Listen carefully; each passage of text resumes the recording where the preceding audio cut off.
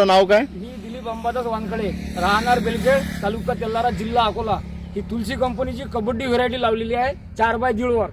याला आतापर्यंत 4 डोस झाले, 4 फवारणी झाली. सध्याची स्थिती 70 ते 80 कैरी आहे हा. आणि बोंड साईज बी जबरदस्त वाटते. अंतर किती ठेवलं तुम्ही? 4.5x1.5.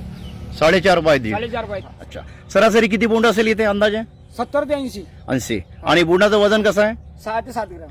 अच्छा. आणि कापूस वेचायला? बायानं खूप प्रतिसाद दिला वेचणीसाठी. कापूस वेचायला इझी आहे त्याला खूप सोपं आहे. आणि वजन आहे. वजन आहे. किती एव्हरेज बसला मागल्या वर्षी कबड्डीचा? मागच्या वर्षी 13 बसला होता. आणि या वर्षी जे आधी खूप पाऊस आला यावर्षी शिल्लक होईल.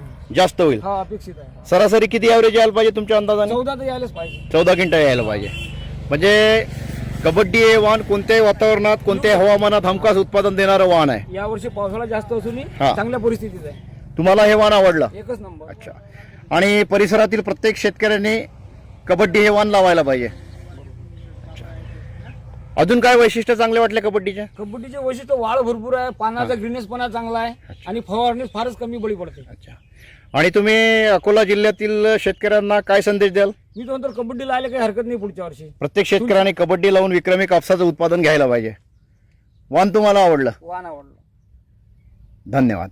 कबड्डी कापूस बियाणे. कापसाचे उत्पन्न वाढविण्याचा एकमेव मार्ग म्हणजेच कबड्डी कापूस बियाणे.